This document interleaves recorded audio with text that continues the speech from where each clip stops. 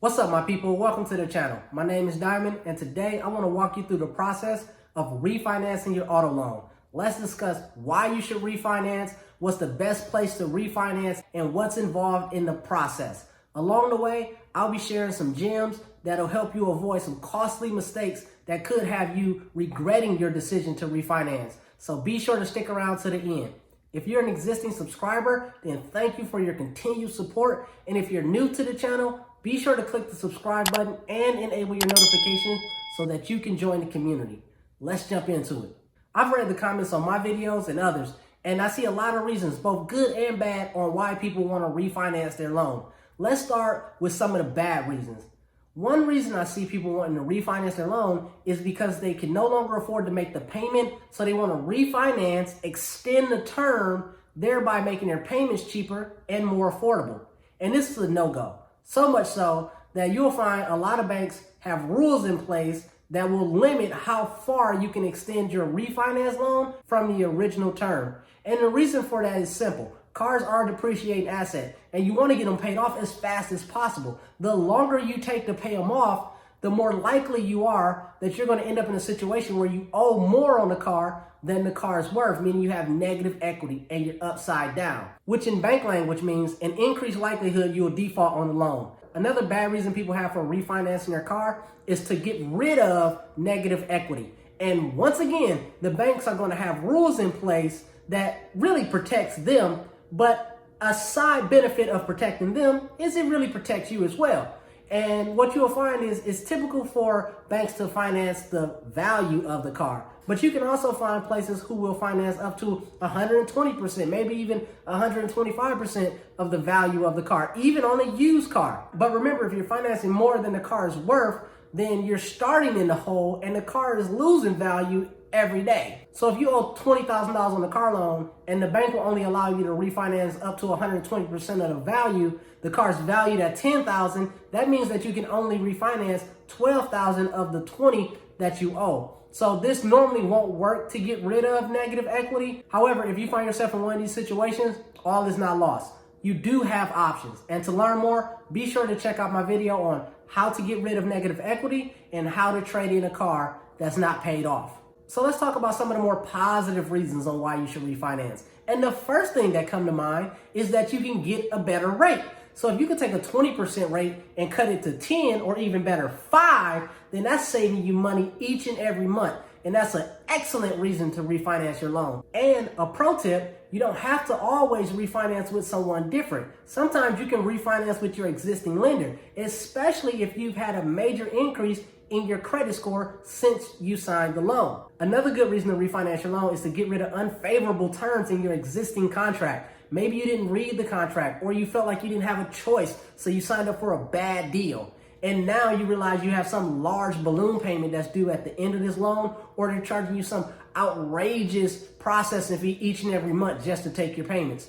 Or maybe you watched my video on the principal method and you want to get this car loan paid off fast, but now you see you have a prepayment penalty and you can't save yourself money by using the principal method. These are all great reasons to refinance your loan. And the last, not so common reason to refinance your loan is that you're receiving terrible customer service. They're hard to deal with. You can't get them on the phone. Anytime they do something, they mess it up and you have to call them 3-4 times to get it right. These are all reasons to get out of this deal and refinance. What you have to realize is when you have a loan with a bank or a credit union or whatever, they're providing you a service and you're paying them for that service. That interest rate, that's their fee. That's the cost of borrowing that money. So you should expect great customer service. And if you're not getting it with who you're currently dealing with, start looking to refinancing. And if you can get a better rate, then that's just icing on the cake. So now you've decided to refinance your loan. The natural question becomes, what's the best place to get this done? Do I go to a bank? Do I go to a credit union? Is there some online lender that I should be looking into? The truth is, it depends. And ultimately, your number one goal when you're refinancing your auto loan, or really any loan for that matter, is to get a better interest rate. And you have to do your research. Typically, people say, go to a credit union because credit unions have the best rate. And while this may be true, it's not always true. So you shouldn't discard banks just because credit unions always have the best rates. and you shouldn't just go to the first credit union you find because you know that credit unions have the best rate. That's just not always true. So it's important for you to do your research. Jump online, go to the place that you do business with. Look at some of the banks, pull up some credit unions, see what rates are out there, and start comparing rates. Remember, your rate is going to be based off your credit score, which makes this a good time to bring up the fact that even if we're talking about just the FICO scoring model, there's close to a dozen different variations of your FICO score. And lenders have the ability and the right to use whichever variation they choose. They also can create their own internal scoring mechanism and use that. So your credit score may be different from the one that they use. For example, you've been tracking your Experian FICO 7, but for auto loans, this particular place uses your auto FICO 9 score. So this whole time, you've been thinking you have a 680 credit score. Meanwhile, when they pull it, they show you have a 720. Here's another gem for you. Once you narrow your list down to 2 or 3 places that you're interested in applying for, call them up, get the loan department on the line, and ask them what credit report they use, what scoring model they use, and what score is needed to get their best rate possible. This information can be very valuable in your decision-making process. And if they won't give you this information, then a quick Google search and you'll be able to find this information on just about any company out there. MyFICO.com is a great resource to start that search. Now, what happens if the best rate available is at a credit union that you don't qualify for? And this could happen. A lot of people discount credit unions out the gate because they say, oh, that one's for the military, that one's for teachers, that one's for this, and they don't think that they qualify. But I want you to take a closer look at this because there may be ways to become eligible that you may miss at first. Take, for example, Navy Federal Credit Union. This is a credit union that's designed specifically for military, DoD, and government employees. But when you take a deep dive into their eligibility requirements, you will see a long list of folks who are eligible. And then deep down, way at the bottom, you'll see that even if you are a roommate of someone who is eligible or has an account, that makes you eligible, even if you have no affiliation with the military. Most credit unions have a lot of ways to become eligible for membership, and these ways are not always listed on their website. So give them a call, and you may find that by supporting a local organization and providing a $10 or $20 donation, now you can become a member of that credit union. Or maybe it's where you work, or even who your cell phone provider is. It's so many ways to become a member of a credit union. So don't let something as small as eligibility stop you from lowering your interest rate and saving money on your auto loan. Here's another gem. I told you I was going to be dropping them throughout the video.